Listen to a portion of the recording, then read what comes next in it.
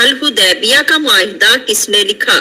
حضرت عثمان غنی رضی اللہ تعالیٰ عنہ، حضرت عمر فاروق رضی اللہ تعالیٰ عنہ، حضرت ابو بکر صدیق رضی اللہ تعالیٰ عنہ، حضرت علی المرتضیٰ رضی اللہ تعالیٰ عنہ۔